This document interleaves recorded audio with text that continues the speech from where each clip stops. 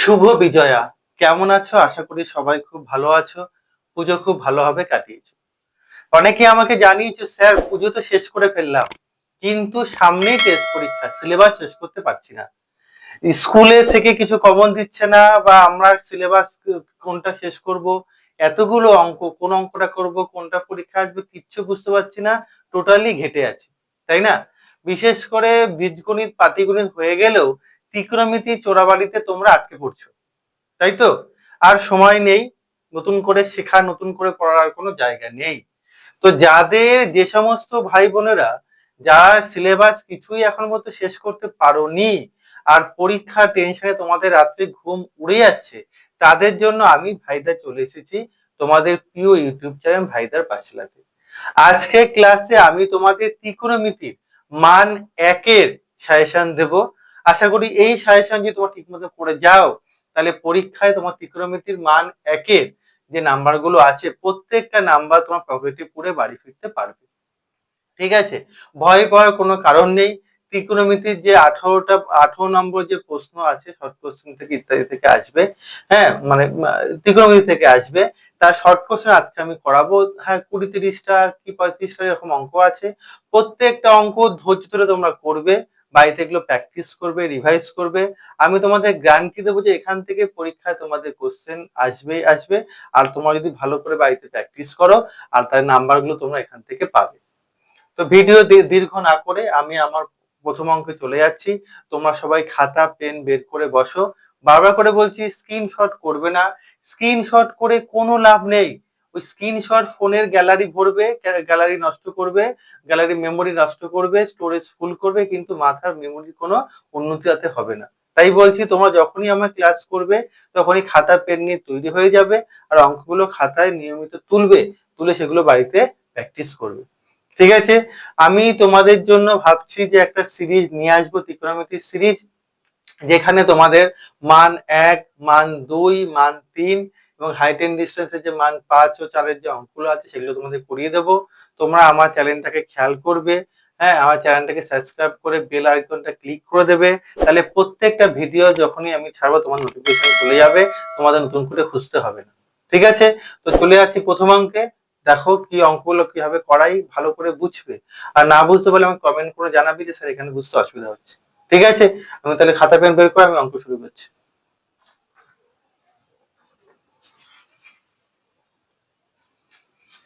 দেখো কি বলেছে।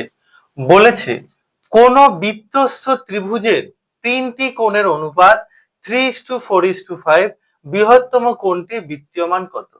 বৃত্তস্থ ত্রিভুজ মানে কি? একটা বৃত্ত আছে, বৃত্তর মধ্যে একটা ত্রিভুজ আছে, এই তো বৃত্তস্থ ত্রিভুজ। এই ত্রিভুজের তিনটি কোণ দেওয়া আছে, একটা 3, একটা 4, একটা 5। ধরে নিলাম এটা 3।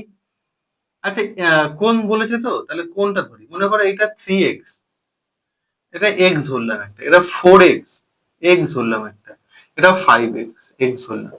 তাহলে কি হলো, একটা ত্রিভুজের তিনটে কোণের মধ্যে একটা 3x, একটা 4x, একটা 5x ধরে নিলাম। এবার আমরা জানি যে ত্রিভুজের তিনটে কোণ যোগ করলে কত হয়? 180 ডিগ্রি হয়। তাহলে এই তিনটে কোণের সমষ্টি 180 ডিগ্রি। সেখান থেকে x এর মান বেরিয়ে যাবে, আর x এর সঙ্গে 5 গুণ করলে বৃহত্তম কোণটা পেয়ে যাবো, তাই তো? আচ্ছা, করছি দেখো। ধরি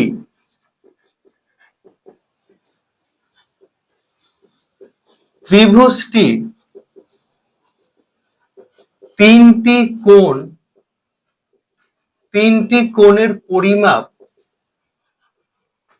যথাক্রমে যথাক্রমে 3x ডিগ্রি, 4x ডিগ্রি ও 5x ডিগ্রি। তাহলে এখানে লিখতে পারি, দেখো আমরা জানি কি জানি?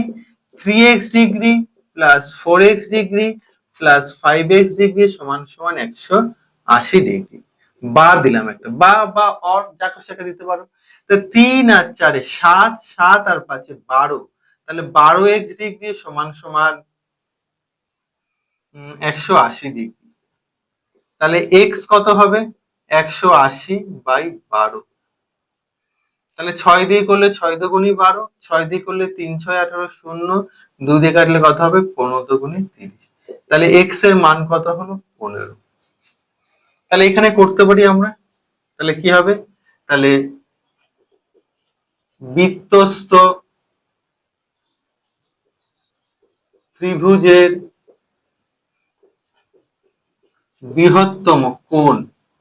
বৃহত্তম কোণের পরিমাপ কত হবে, না এক্স এর মান 15 হয়েছে, আর এখানে সবচেয়ে বড় কোণটা 5x, তাহলে এক্স এর মান কত 15, তাহলে 5 গুণ 15, তাহলে 5×15 75 ডিগ্রি। তাহলে অতএব বৃত্তীয় কোণটি হবে, তাহলে বৃত্তীয় কোণের পরিমাপ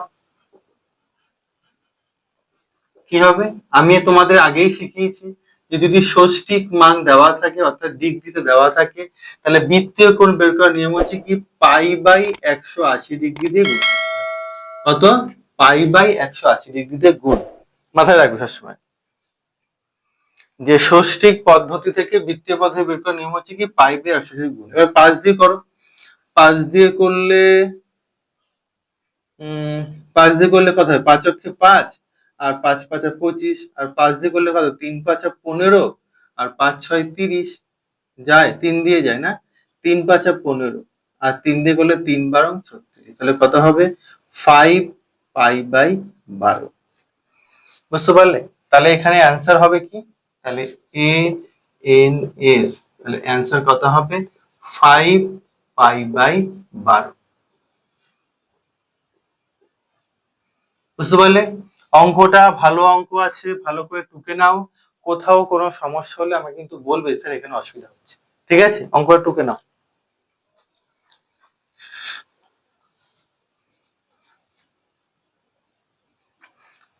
কি বলছে খেয়াল করো, একটি ঘূর্ণায়মান রশ্মি কোন একটি অবস্থান থেকে ঘড়ির কাঁটার বিপরীত দিকে দুই পাক সম্পূর্ণ ঘোরার পর আরো 30 ডিগ্রি কোণ উৎপন্ন করলে কোণটির মান নির্ণয় করো। মান নির্ণয় করো মানে এটা বৃত্তীয় মান বের করতে হবে, আবার ষষ্ঠিক মানও বের করতে হবে। তাহলে ভালো করে বোঝো, যদি ঘড়ির কাঁটার দিকে কেউ ঘোরে, ঘড়ির কাঁটার দিকে যদি ঘোরে, এটা হচ্ছে ঘড়ির কাঁটার দিকে, ঘড়ির কাঁটা টাক টাক করে দিয়ে ঘোরে, তাই না, ঘড়ির কাঁটার দিকে মানে তোমার ডান দিক থেকে বাঁ দিকে আসছে, ঠিক আছে, এইভাবে যদি কেউ ঘোরে, তাহলে মনে করবে ঘড়ির কাঁটার দিকে ঘুরলে কোণের মানটা কি হবে, মাইনাস হবে, কোণের মানটা কি হবে, কোণের মানটা হবে বিয়োগ। আর ঘড়ির কাঁটা যদি বিপরীত দিকে ঘোরে তাহলে কি হবে, ঘড়ির কাঁটার মান কি হবে, রশ্মির মানটা কি হবে, যোগ হবে, এটা মাথায় রাখবে। এটুকুনি মাথায় রাখবে যা, যে যদি রশ্মিটি ঘড়ির কাঁটার দিকে ঘোরে তবে তার চিহ্ন হবে বিয়োগ, আর যদি ঘড়ির কাঁটার উল্টো দিকে ঘোরে তাহলে তার চিহ্ন কি হবে, যোগ হবে। এটা বুঝতে পেরেছো? আচ্ছা, এবার দেখো একটা ঘড়ি কাঁটা যখন ঘুরবে তাহলে সেটা এক পাক ঘুরলে সে কতটা যাবে, সে যাবে 360 ডিগ্রি যাবে, কতটা যাবে, 360 ডিগ্রি। তাহলে এখানে দেখো দুপাক গেছে মানে এক পাক ঘুরলে যাচ্ছে 360 ডিগ্রি, আরো এক পাক ঘুরলে যাবে আরো 360 ডিগ্রি, তার থেকে আরো 30 ডিগ্রি, তাহলে আরো 30 ডিগ্রি বেশি যাবে, বুঝতে পারলে। তাহলে এইটা টোটাল যোগ করলে তাহলে কতটা যাবে সেটা পাওয়া যাবে, আর সেটা ঘড়ির কাঁটার বিপরীত দিকে বলেছে, তার মানে কি সামনে কি হবে, একটা প্লাস হয়, প্লাস না লিখলেও হবে, বুঝতে পারলে। তাহলে এই পরিমাণ কোণ সেটা যাবে, সেটা কি কোণ হবে, যদি ডিগ্রি আছে তাহলে কি হবে, এটা ষষ্ঠিক হবে, ষষ্ঠিক থেকে বৃত্তে আসার নিয়ম কি বলেছিলাম, π/180 ডিগ্রি থেকে গুণ করতে, তাই বলেছিলাম। আচ্ছা, তো দেখে নি তাহলে কি লিখবো, দেখো লিখবো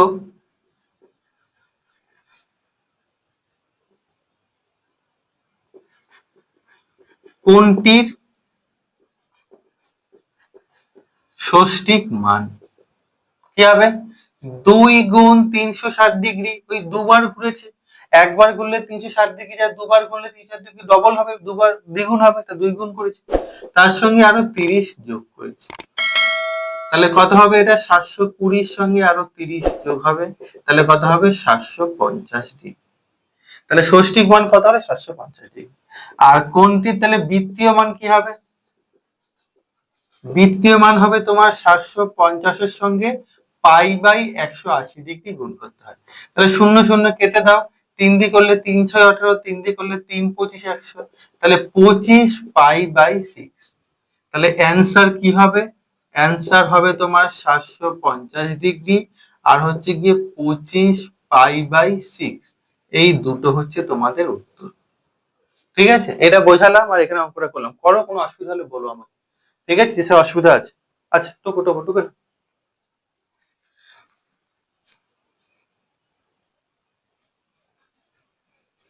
দেখো, এটাও খুব ভালো অঙ্ক। ঠিক আছে, এই অঙ্কটা পরীক্ষায় আসে, খুব ভালো করে এটা করবে। বলেছে কোন বৃত্তের 44 সেমি দীর্ঘ একটি বৃত্তচাপ বৃত্তের কেন্দ্রে 45 ডিগ্রি কোণ উৎপন্ন করলে ব্যাসার্ধের দৈর্ঘ্য কত? যদি একটা বৃত্ত ভেবে নিয়ে, একটা বৃত্ত আছে, এই যে বৃত্তের কেন্দ্র এটা, তাই না?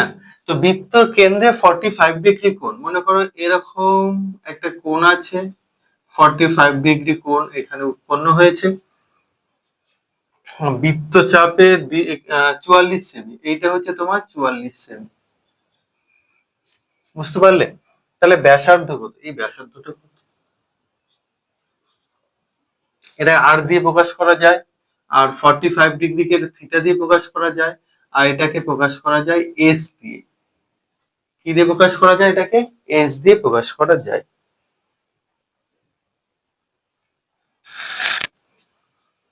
ঠিক আছে, একটা সূত্র তোমাদের মনে রাখতে হবে, এস সমান সমান আর থিটা। এস সমান সমান আর, তাহলে এখানে যদি আর এর মানটা বের করতে হয়, ব্যাসার্ধ বের করতে হয়, মানে কি হবে? আর কি হবে? S by theta. এইটা তোমাদের মাথায় রাখতে হবে। সূত্রটা কি? আর সমান সমান এস বাই থিটা। তাহলে এইখানে যেগুলো দেওয়া আছে সেগুলো লিখি। কি দেওয়া আছে? দেওয়া আছে যে বৃত্তের বৃত্তচাপ, বৃত্তের বৃত্তচাপ, বৃত্তচাপ এস দিয়ে প্রকাশ করা হয়, সেটা কত হবে? সেটা হবে তোমার 44 সেমি। আর কি দেওয়া আছে? কেন্দ্রীয় কোণ, কেন্দ্রীয় কোণ সেটা থিটা, সেটা সেটা কত হবে? 45 ডিগ্রি। আগেই বলেছি ডিগ্রি থাকলে এটা ষষ্ঠিক মান। তাহলে বৃত্তীয় মানে প্রকাশ করার নিয়ম কি? নিয়ম হচ্ছে 45 কে পাই বাই 180 ডিগ্রি দিয়ে, পাই বাই 180 দিয়ে গুণ করতে হয়। ঠিক আছে, এইবার আবার দেখো, পায়ের মান আমরা কি জানি? 22/7। তাহলে 22/7/180। তাহলে এখানে 45 গুণ কি করা যাবে? এটা দেখো, 22/7 লেখা যাবে, নিচে কিছু নেই মানে এক আছে, তাহলে গুণে উল্টে গেলে কত হবে? 1/180।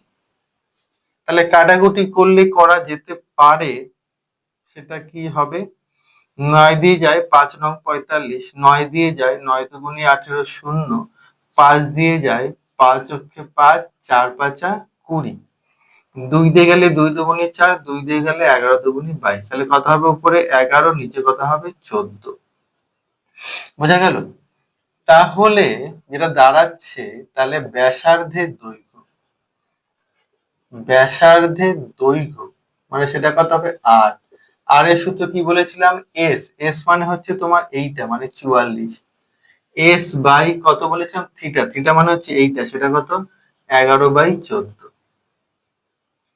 তাহলে 44টা হয় উল্টে যায়, উল্টে গেলে কি হবে? 14টা যাবে উপরে, 11 আসবে নিচে, তাই না? এটা তো উল্টে গেল, উল্টে গেলে কি হবে? 14 চলে যায় উপরে, গুণ হয়ে উল্টে যায়। ভাগ থাকলে মাথায় রাখবে, যদি ভাগের নিচে ভগ্নাংশ হয়, তাহলে কি হবে? গুণ হয়ে উল্টে যায়, উল্টে গেলে 14 যাবে উপরে, 11 আসবে নিচে। তাহলে 11 অক্ষে 11, 4 11 44। তাহলে কত হবে? 56। তাহলে 56 কি হবে? সেমি। বুঝতে পারলে? তাহলে এর অ্যান্সার কত হবে? এর অ্যান্সার হবে 56 সেমি। ঠিক আছে, অঙ্কটা খুব ভালো অঙ্ক। ভি ভি আই, অঙ্কটা খুব ভালো অঙ্ক, খুব ভালো করে বুঝবে, সূত্রগুলো মনে রাখবে। হ্যাঁ, সূত্রটা মনে রাখবে, ছবিটা মনে রাখবে, আর এই যে মনে রাখবে কেন্দ্রীয় কোণ থিটা থাকলে, ডিগ্রি থাকলে বৃত্তীয় মান বের করার নিয়ম হচ্ছে পাই বাই 180 ডিগ্রি গুণ করতে হবে, পায়ের মানটা 22/7 বসাতে হবে।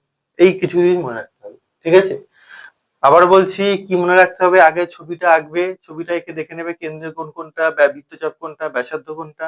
ব্যাসার্ধ বের করার সূত্রটা মনে রাখবে, এস বাই কিউ। ঠিক আছে, যেগুলো দেওয়া আছে সেগুলো বসাবে। বৃত্তচাপ দেওয়া আছে, বৃত্তচাপটা বসিয়ে দিলাম, তার মানটা। কেন্দ্রীয় কোণ থিটা দিয়ে কেন্দ্রীয় কোণটা মানটা বসালাম 45 ডিগ্রি আছে, মানে ষষ্ঠী পদ্ধতি আছে। বৃত্তীয় পদ্ধতি নেওয়ার নিয়ম হচ্ছে পাই বাই 180 ডিগ্রি গুণ, পাই বাই 180 ডিগ্রি গুণ করলাম 45 কে, পায়ের মান আমার 22/7, 22/7 বসালাম। এটা ভগ্নাংশ, নিচে কিছু নেই মানে এক আছে, ভগ্নাংশ থাকলে গুণ হয়ে উল্টে যায়, গুণে উল্টে গেল। কাটাকুটি করলাম, উপরে 11, নিচে 7 দুগুণে 14, 11/14। তাহলে থিটার মান কি বেরোলো 11/14, এস এর মান কি বেরোলো 44 সেমি। তাহলে ব্যাসার্ধ বের করার নিয়ম হচ্ছে গিয়ে এস বাই থিটা, এস এর মানটা 44 বসিয়ে দিলাম, থিটার মানটা 11/14 বসিয়ে দিলাম। আবার ভগ্নাংশ আছে, ভগ্নাংশ যদি নিচে থাকে মানে ভাগ আকারে থাকে, গুণে উল্টে যায়, 14 উপরে 11 নিচে, 11 দিয়ে 11 11 4 এখন 44, 4 14 56। ঠিক আছে, অঙ্কটা ভালো অঙ্ক, দেখে নাও, অসুবিধা হলে বলবে। টুকু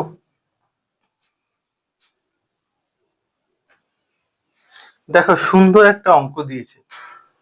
কি বলেছে?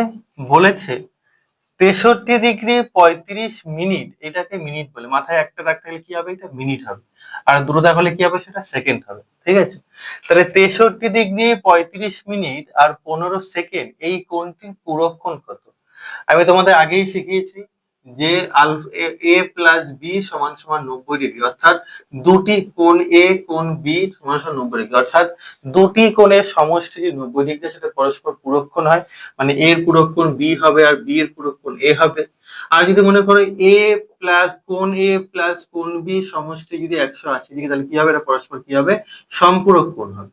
ঠিক আছে, দুটি কোণের সমষ্টি 90° হলে কোণ দুটিকে আমরা পরস্পর পুরক্ষণ বলবো, আর দুটি কোণের সমষ্টি 180° হলে কোণ দুটিকে পরস্পরের সম্পূরক কোণ বলবো। তো সম্পূরক কোণ আমার চাইনি, পূরক কোণ চেয়েছে, তার মানে কি দুটি কোণের সমষ্টি কত ডিগ্রি হবে, 90°। তাহলে আচ্ছা ধরে নিই, মনে করো একটা 60° একটা কোণ আছে, এই কোণের এই 60° একটা কোণ আছে, এই কোণটার পূরক কোণ কত হবে, মানে এই কোণের সঙ্গে কত যোগ করলে 90° হবে। তখন দেখো এই 90 থেকে যদি 60 বিয়োগ করি, তা 90 থেকে যদি 60 বিয়োগ করি কত হবে, 30 হবে। তাহলে এখানে কত হলো, 30 হলো। তাহলে 60 আর 30 যোগ করে 90 হবে, তাহলে 60 এর পুরোক্ষণ কত হবে, 30° হবে।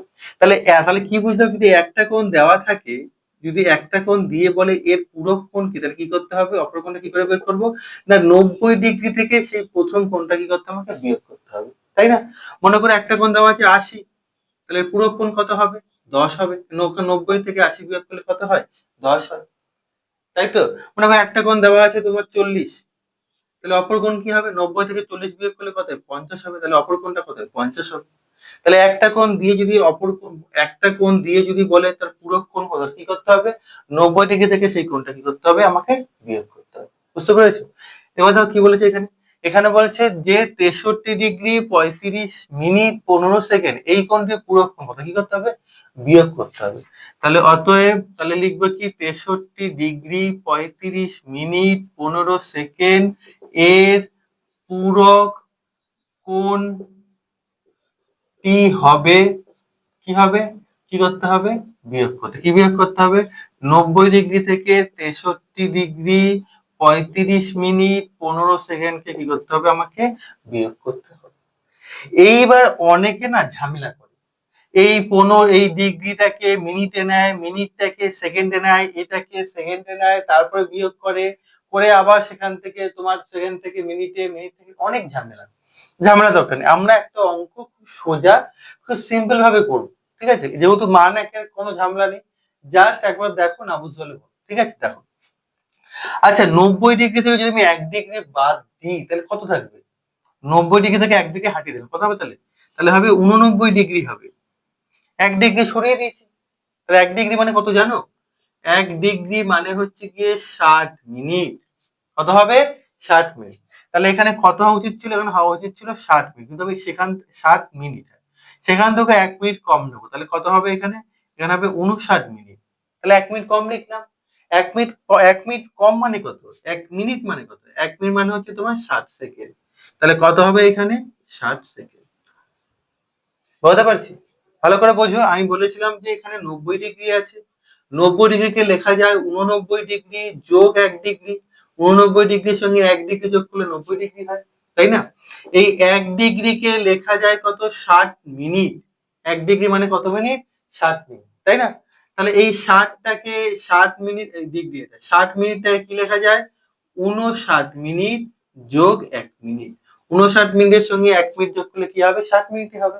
আচ্ছা, তাহলে এবার কত হবে, 89° প্লাস 59 মিনিট প্লাস 60 সেকেন্ড। কেন, 1 সেকেন্ড মানে 1 মিনিট মানে তো 60 সেকেন্ড না, তাহলে 1 মিনিট কি লিখতে পারি, 60 সেকেন্ড লিখতে পারি। তো সেটাই লিখি, দেখো 89° 59 মিনিট 60 সেকেন্ড।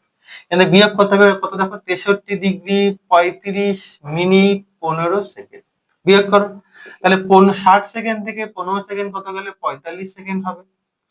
59 থেকে 35 গেলে কত হবে, এখানে নামবে 4 আর এখানে নামবে হচ্ছে 2, তাহলে কত হবে 24 মিনিট হবে। আর 9 থেকে 3 চলে গেলে 6 আর 2 মানে 26 ডিগ্রি 24 মিনিট 45 সেকেন্ড। এটাই হচ্ছে উত্তর। খুব বুঝতে অসুবিধা হয়েছে? আচ্ছা করো, অসুবিধা হলে বলবো, আবার কমেন্ট করে জানাবে স্যার এখানে অসুবিধা হচ্ছে।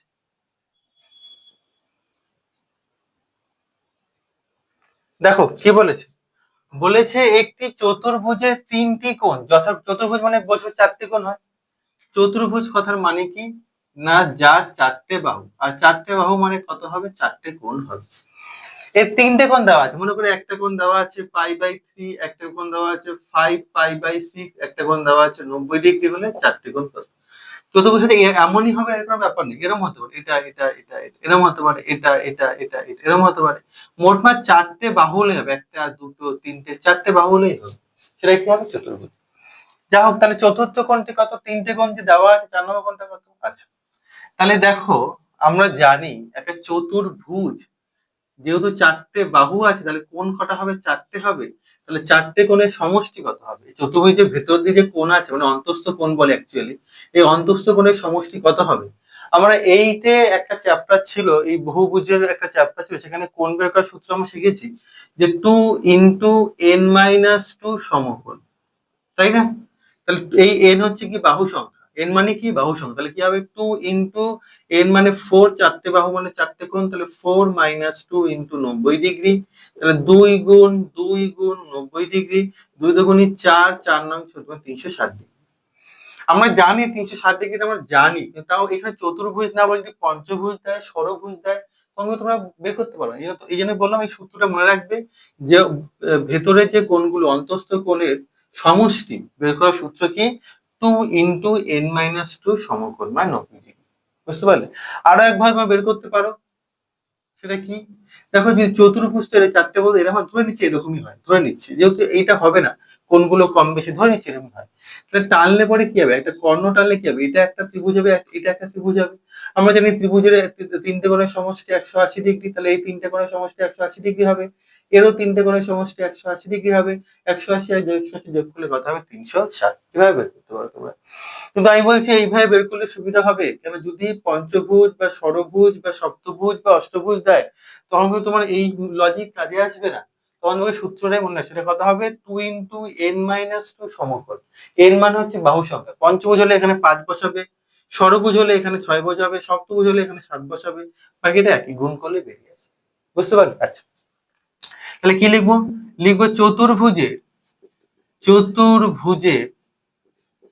4টি কোণের সমষ্টি, সমষ্টি কত হবে 360 ডিগ্রি। ওটা রাফে করে পড়ার দরকার নেই। হ্যাঁ, চতুর্ভুজের 3টি কোণের সমষ্টি, সেটা কত হবে, দেখো প্রথম হচ্ছে গিয়ে π/3, তারপরটা হচ্ছে 5π/3, তারপরটা হচ্ছে 90 ডিগ্রি। পায়ের মান জানি আমরা 180 ডিগ্রি, এক্ষেত্রে তাহলে 180 ডিগ্রি বাই 3, 5 গুণ 180 ডিগ্রি বাই 3, আর এটা হচ্ছে 90 ডিগ্রি। তা 3 দিয়ে করলে 3 6 18 60, 3 দিয়ে করলে এটা 6 হবে, সরি 5π/6, এটা 6, তাহলে 6 অক্ষে 6, 6 দিয়ে করলে 3 6 18 শূন্য, তাহলে এখানে 60 ডিগ্রি, এটা 3 5 15, 150 ডিগ্রি, এটা হচ্ছে 90 ডিগ্রি। তাহলে 60 আর 90 যোগ করলে 150, 150 150 কত হবে, এটা 300। তাহলে সম্পূর্ণ কোণ কত ডিগ্রি, 360 ডিগ্রি, আর 3টে কোণ কত 300 ডিগ্রি, তাহলে চতুর্থ কোণ কত হবে, তাহলে ওই চতুর্ভুজের চতুর্থ কোণের ষষ্ঠিক মান কত হবে, 360 ডিগ্রি বিয়োগ 300 ডিগ্রি, তাহলে কত হবে 60 ডিগ্রি। আবার ওই চতুর্ভুজের চতুর্থ কোণের বৃত্তীয় মান কি হবে, বৃত্তীয় মান কত হবে, আগেই বলেছি ষষ্ঠিক মান যা হবে তার সঙ্গে π/180 ডিগ্রি দিয়ে গুণ করতে হবে। তাহলে 0 0 কাটা, 6 অক্ষে 6, 3 6 18, তাহলে কত হবে π/3। তাহলে অ্যান্সারটা কি হবে, একটা হবে তোমার 60 ডিগ্রি, এটা ষষ্ঠিক মান, আর একটা কত হবে π/3, এটা হচ্ছে বৃত্তীয় মান। এইটা বুঝতে পারলে? খুব ভালো অঙ্ক, দেখো অসুবিধা হলে বলবে।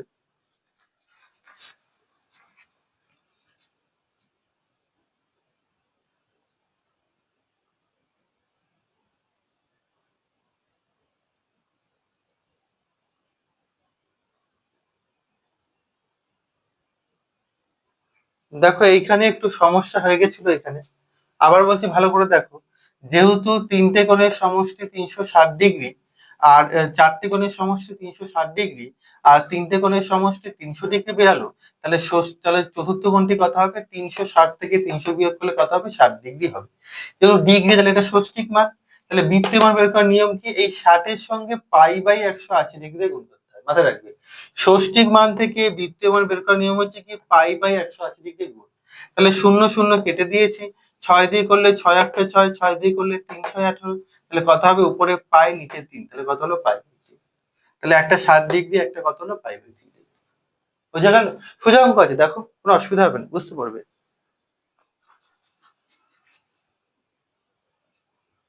দেখো কি বলেছে, একটি বৃত্তের ব্যাসার্ধের দৈর্ঘ্য 28 সেমি। একটা বৃত্ত আছে, এই বৃত্তের ব্যাসার্ধ কত? ব্যাসার্ধ বলছে 28 সেমি। ব্যাসার্ধ মানে আটটা হচ্ছে 28 সেমি। এবং ওই বৃত্তে 5.5 সেমি দৈর্ঘ্যের একটি বৃত্তচাপ। এইখানে মনে হয় একটা বৃত্তচাপ আছে, বৃত্তচাপটা এখান থেকে এই অবধি, সেটা কথা হচ্ছে 5.5, এটা আমরা এস দিয়ে প্রকাশ করি, তাই না? বৃত্তচাপ কি দিয়ে প্রকাশ করি? আমরা এস দিয়ে প্রকাশ করি। তাহলে বৃত্তচাপ দ্বারা ধৃত কেন্দ্রীয় কোণ, তাহলে এই যে কেন্দ্রীয় কোণ হবে বৃত্ত, এই যে এখান থেকে বৃত্তচাপটা আছে, এটা কেন্দ্রে যে কোণটা উৎপন্ন করবে তাকে বলা হয় কেন্দ্রীয় কোণ। এটা থিটা দিয়ে প্রকাশ করা হয়। তা কেন্দ্রীয় কোণের মান কত? আচ্ছা, এই টাইপের অঙ্ক তো আগে একবার করিয়েছি, মনে আছে? এস সমান সমান আর থিটা বলে একটা সূত্র শিখিয়েছিলাম। এস সমান সমান আর থিটা। এখানে তাহলে থিটা বের করার সূত্র তাহলে কি হবে? এস বাই আর। কি হবে? এস বাই আর। এটা মাথায় রাখবে, এই সূত্রটা মাথায় রাখবে। এটাই মূল সূত্র, এটা মাথায় রাখলে বাকি সূত্রগুলো বেরিয়ে যাবে। আগেবার ব্যাসার্ধ বের করেছিলাম, এবার কি বের করবো? আমরা থিটা বের করবো। আচ্ছা, তাহলে কি দেওয়া আছে? দেওয়া আছে বৃত্তের ব্যাসার্ধের দৈর্ঘ্য। তাহলে লেখো ব্যাসার্ধের দৈর্ঘ্য। ব্যাসার্ধের দৈর্ঘ্য মানে সেটা আর, সেটা কি হবে? সেটা হচ্ছে তোমার 28 সেমি। আর তোমার বৃত্তচাপ, বৃত্তচাপ মানে এস, সেটা কথা হবে 5.5 সেমি। তাহলে অতএব কেন্দ্রীয় কোণ, কেন্দ্রীয় কোণ মানে থিটা বের করার সূত্র কি বলছে? S by R. এস মানে কত? 5.5, আর আর মানে কত? 28। এই পয়েন্টটা উঠে গেলে নিচে একটা 1 হবে, আর পয়েন্টের পরে একটা সংখ্যা আছে বলে একটা শূন্য হয়। 5 দিয়ে করো, 5×1 = 55, 5 দিয়ে করো, 5×2 = 10, তাহলে কত হবে? 11/28×2 = 56। বা এরকমই লিখি, 28×2 লিখি, বুঝতে পারলি? তাহলে এরকম তো কোনো মানে হবে না, থিটার তো একটা রেডিয়ানে প্রকাশ করতে হয়। কিসে প্রকাশ করতে হয়? একটা রেডিয়ান, তাই না? একটা রেডিয়ানে প্রকাশ করতে হয়। তাহলে সেটা কি করে করবো দেখে নাও। এইখানে 11 আছে, এর সঙ্গে একটা 2 গুণ করলাম, আর এখানে 28/2, 28×2, এর সঙ্গে একটা 2 গুণ করলাম। বা এই 28টাকে লিখতে পারি আমরা এরকম যে 2×2 × 7, 2 দুগুণী 4, 4×7 = 28, আর একটা 2 গুণ আগে থেকে ছিল, ভালো করে বুঝবে। এইখানে 11, তার পাশে একটা গুণ 2 দিয়েছি, আর 28কে ভাঙলাম 2 দুগুণী 4, 4×7 = 28, আর এই 2টা গুণ হয়ে বসে গেল। আর যেহেতু উপরে একটা 2 গুণ করি, তাই এখানেও একটা 2 আমাকে গুণ করতে হবে। কেন করলাম পরে বলছি, দেখো। তাহলে কত হবে? এখানে 22 হবে, আর নিচে কি হবে? এখানে 7টাকে যদি এক জায়গায় রাখি তাহলে কি হবে? 2 দুগুণী 4, 4 দুগুণী 8, 8 দুগুণী 16 লিখতে হবে। পাশে গুণ দিয়ে 16 লিখলাম, ওটা হবে না। 1 দিয়ে 16 করতে, 1/16 করতে, 1/16 করলাম। আর এর মান হচ্ছে পাই, তাহলে পাইয়ের সঙ্গে 1 গুণ করলে পাই হবে, আর নিচে 16, তাহলে কত হবে? π/16। ঠিক আছে, এটাই উত্তর, π/16। এটা ভালো করে দেখো, অঙ্কটা কিন্তু ভালো অঙ্ক আছে।